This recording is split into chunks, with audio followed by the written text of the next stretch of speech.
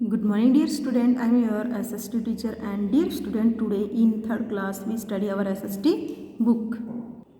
Dear student, अब तक हमने हमारा 4th chapter forms of land study कर चुके थे। यानी इस चैप्टर में हमने पढ़ा था फॉर्म्स ऑफ लैंड, यानी कि मिट्टी के प्रकार या फिर हम कह सकते हैं भूमि के प्रकार। इसमें हमने क्या पढ़े थे? हमने पढ़े थे प्लेन्स, माउंटेन्स, वैली। बच्चों वैली क्या होती है? दो माउंटेन्स के बीच का जो गैप होता है, जो बीच का रास्ता होता है, उसको वैली कहा जाता है। और उस वैली की जो सोइल होती है वो काफ़ी फर्टाइल होती है। रीज़न क्या है? वहाँ से खूब सारी रिवर जो है वो फ्लो करती है। अगला पढ़ा था अपने प्लेटू। प्लेटू का मतलब होता है पठार, जो कि पहाड़ से छोटा होता है, चारों तरफ से जो एरिया होता है उससे थोड़ा ऊपर होता है। नेक्स्ट हमने पढ़ा था फॉरेस्ट, जो थिक प्लांटेशन जहाँ होती है उसको फॉरेस्ट कहा जाता है। फिर अपना नेक्स्ट अपना था डेजर्ट। डेजर्ट क्या होता है? जैसे कि डेजर्ट एक ऐसी लैंड होती है जहाँ काफ़ी कम मात्रा में बारिश होती है और चारों तरफ क्या होती है? मिट्टी ही मिट्टी होती है और वहाँ पे वाटर और वेजिटेशन काफ़ी कम मात्रा में होती है। वो क्या होता है? वो डेजर्ट होता है। लास्ट अपना था आइलैंड।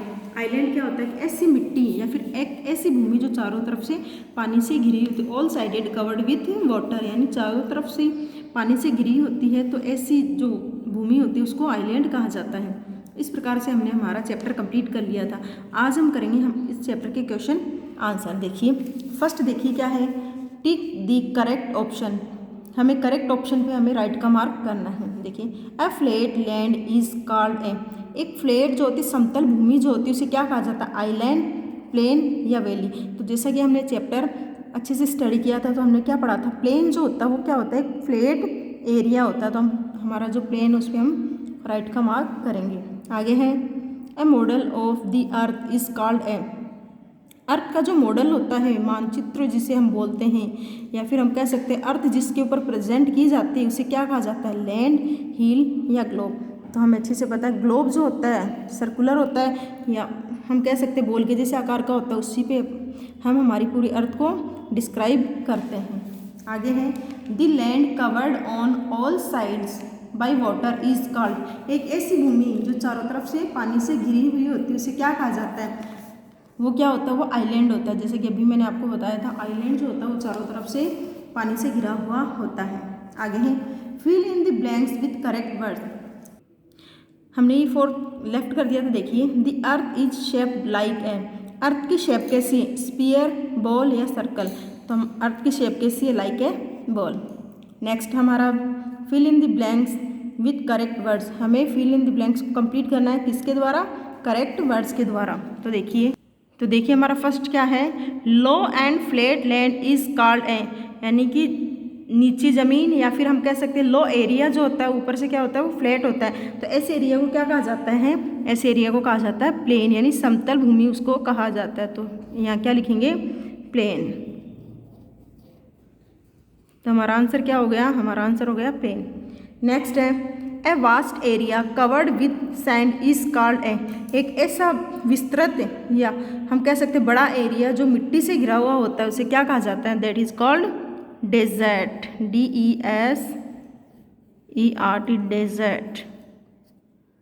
आगे देखिए flat land between two hills is called a. एक ऐसी समतल भूमि जो दोनों तरफ से किससे घिरी हुई है? हिल से। यानी एक ऐसी भूमि जिसके दोनों तरफ हिल्स हो और बीच का जो एरिया होता है उसे क्या कहा जाता है? तो बच्चों से कहा जाता है वैली। देखिए VALLEY, वैली। नेक्स्ट है very high hills are called. जो काफ़ी ज़्यादा ऊंचे होते हिल्स होते।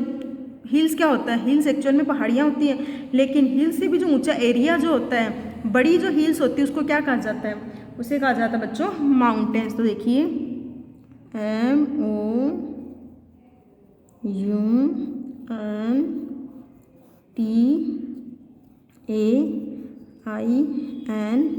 MOUNTAINS। तो ये हमारे कंप्लीट हो गए हैं fill in the blanks. Next देखिए राइट ट्रू और फॉल्स फॉर ईच स्टेटमेंट। हमें ट्रू और फॉल्स लिखने हैं हर सेंटेंस के सामने, यानी जो हमारा सेंटेंस सही होगा उसके सामने हम क्या लिखेंगे? ट्रू। और जो हमारा रॉन्ग होगा उसके सामने हम क्या लिखेंगे? फॉल्स। तो देखिए the earth is made up of land and water. Earth जो है वो मिट्टी से और पानी से बनी हुई है। तो ये हमारा जो चैप्टर था उसके स्टार्टिंग में हमने यही पढ़ा था कि अर्थ जो है किसका मिक्सचर है? लैंड एंड वाटर का। तो यहाँ क्या लिखेंगे? हम यहाँ लिखेंगे ट्रू। नेक्स्ट देखिए, the surface of land is not the same everywhere. Earth का जो सरफेस है, ऊपर की परत है, वो सब जगह सेम नहीं है। तो ये हमने टाइप्स ऑफ लैंड पढ़ा था, तो उसमें अच्छे से बताया हमें कि लैंड जो होती है अलग अलग टाइप्स की होती है। For example plain, plateau, island. तो हमारा ये भी आंसर क्या है, ये हमारा आंसर ट्रू है, तो हम लिखेंगे ट्रू। लास्ट नेक्स्ट देखिए, tree should not be planted. हमें पेड़ नहीं उगाने चाहिए, तो ये हमारा क्या है, एकदम से हमारा रॉन्ग आंसर है, तो हम यहाँ लिखेंगे फॉल्स। नेक्स्ट है, the land thickly covered with trees is called a forest. एक ऐसी भूमि जो चारों तरफ से किससे घिरी हुई है, पेड़ों से, घने पेड़ों से घिरी हुई है, घने पेड़ पौधों से घिरी हुई है, तो ऐसी भूमि को क्या कहा जाता है, फॉरेस्ट। तो ये भी हमारा आंसर क्या है, ट्रू, तो हम यहाँ लिखेंगे ट्रू।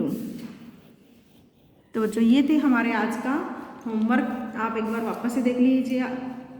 तो डियर स्टूडेंट, आज आपको क्या करना, आज आपको as a homework exercise A tick the correct option, exercise B fill in the blanks with correct words, and exercise C write true और फॉल्स फॉर ईच स्टेटमेंट। ये आपको अपनी नोटबुक में अच्छे से राइट डाउन करने हैं।